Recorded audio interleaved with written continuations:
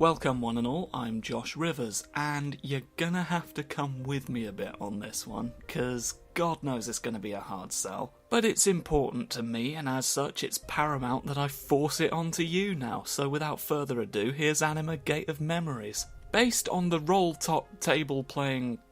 tabletop role-playing game Anima Beyond Fantasy, there we go. Made in Spain, according to the guy who I pay to keep track of things that Spain has made, and with a world inspired by works such as Final Fantasy, which explains why it's borderline incomprehensible. But anyway, we're not here to talk about the tabletop RPG, we're here to talk about Anima Gate of Memories, a video game that exists. And the reason I want to talk about it is because they made another one! Anima Gate of Memories, The Nameless Chronicles, a sequel or a spin-off, or to be honest it's more of a DLC, but it's there and they made it. That's the important detail. But they are available in a bundle and I am going to talk about them as a complete package. And oh, what a package it is. If I had to describe these games using only one word, it would be ramshackle. Both games are full of numerous imperfections and neither game can go 5 minutes without showing at least one of them, leading the player to be constantly aware that the game's budget was most assuredly not inspired by Final Fantasy. For example, combat, for the most part, is perfectly serviceable. It's one of those ones where there are more skills than there are buttons and you've got to equip your favourites, like a very simplified God Hand. And like many hack and slash games, there's an attack that launches enemies into the air. However, the standard aerial combo don't bloody juggle. They just continue their falling animation, often falling out of attack range before the last move of the combo hits. It's a detail you kind of take for granted in hack and slashes, and you don't realise how uncanny and weird its absence can feel until you've seen it with your own eyes. Speaking of which, the visuals are decent.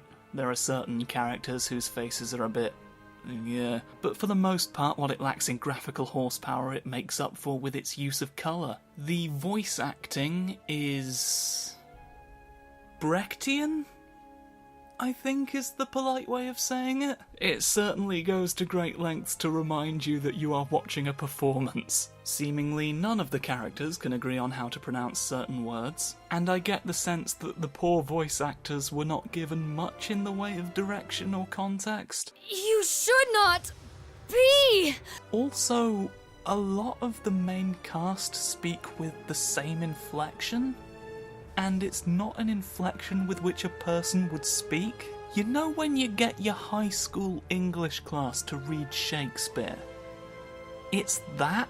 It's bad Shakespeare, but with like just enough energy put into it to make you think, oh my god, they're being serious. Mercifully, there are some exceptions. Typically the better voice performances come from the characters who they actually bothered to give personalities to, such as Ergo and the Unknown, which again makes me feel like the problem was voice actors weren't being given any direction, and the rest of the main voice cast were having to do the best they could with a completely blank slate. And then there's all the bit characters, and quite what was going on there, I'm not entirely sure.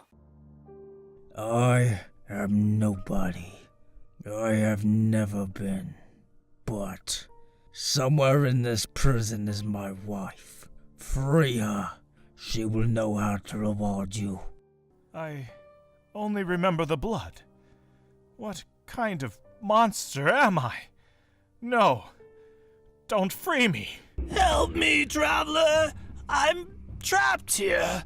The others have already left. This door will not fall. The rules of this place don't allow it to be forced. But if you could find something to open it... So, yeah. There are other details I could mention as well. The quality of the game's sound effects varies wildly. The cutscenes are all just the camera panning around mostly stationary character models. And if you walk over an item in the world, it automatically gets picked up, which isn't a problem in and of itself. But if your inventory's already full of that item, then rather than just not picking that item up, the item seemingly just disappears from existence. Oh, and I cannot believe I forgot about this one, but there is a boss fight in the Nameless Chronicles in a 2D side-scrolling section where the audio for the boss comes from the wrong side of the screen. If the boss is on your left, all of his sound effects will come from the right. So, Anima Gate of Memories, not what you'd call a quality product? Why then do I do this video? It's quite simple. For as many flaws as the game has, it's also one of those games where you can very clearly see just how much the people making it cared. Mileage may vary from person to person as to whether or not this is enough to excuse the faults, numerous as they are. But for my money, even this thick fog of budget title flaws cannot fully conceal the multitudes of stuff that demonstrate that on some level the people involved did know what they were doing, even if they weren't doing it to the highest possible standard. In Gate of Memories, the first game, you are playing as two characters who, through circumstances, are sharing the same body, and they both have their own sets of attacks. But their abilities are all designed to pair with an ability the other character has, and if you press the button to switch characters after executing one of those attacks, it immediately launches into the corresponding move for the character you're switching to, effectively letting you combo into a completely different moveset, and of course allowing your characters to tag out without having to let up your assault. It's a nice touch, and while it isn't perfect, because the combat system it's built around isn't perfect, it does still show that there has been actual thought put into what they could do with two characters sharing the same body. They really do work to earn that central conceit and make it pay off, and I do have to applaud them for that. But by far the best example of the people who made this game giving a fuck about what they were doing is the lore. The research I did in the lead up to making this video never yielded how much of it was original work and how much was borrowed from the source material, but the lore of this world is something I personally find fascinating. The structure of the world is as weird and convoluted as you'd expect from something inspired by Final Fantasy, but the descriptions of individual events and people is where it really shines. The history of Ergo Mundus is brilliant. A story of an irresponsible jackass flexing his immense power and inadvertently becoming this messianic figure to the forces of evil, who was going to shift the balance of power and give them their opportunity to rule the world, when in reality his sole objective was to do whatever he wanted and take whatever he felt like, with no regard whatsoever paid to the wider consequences of his actions, even as those consequences threatened to destroy the world.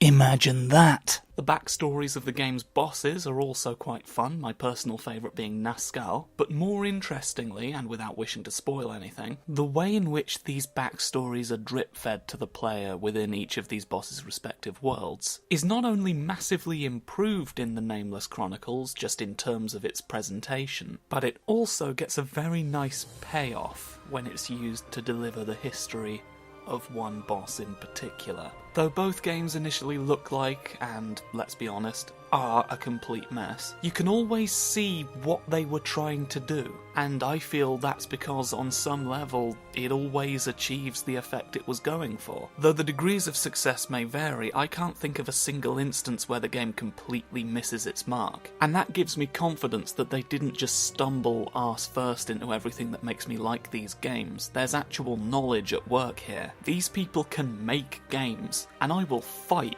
with broadswords anyone who suggests otherwise. They might not be the greatest artists that ever lived, or maybe they just don't have the budget to be, but I have an unending font of respect within me for people who can make something this rickety feel this enjoyable, not entirely by accident. If there's any sense left in the universe, both Anima Gate of Memories and the Nameless Chronicles will be forgotten by time. But if there's any justice in it, they will both be remembered forever as beloved cult classics. Because I would rank both these games alongside Deadly Premonition in the category of weird, janky stuff that is genuinely enjoyable. And I believe they deserve that recognition, especially given how small the team was that made them. Seriously, in the game's credits there's like one name per department, and some of those names are repeats. And what they did is thoroughly impressive, if littered with flaws. But, alas, at time of recording, it seems not even a walkthrough exists for the Nameless Chronicles. And, as if out of some cruel and wicked sense of humour, it would seem that in this instance, and in this instance alone, the universe decided to make sense. Still, I thought it was worth mentioning.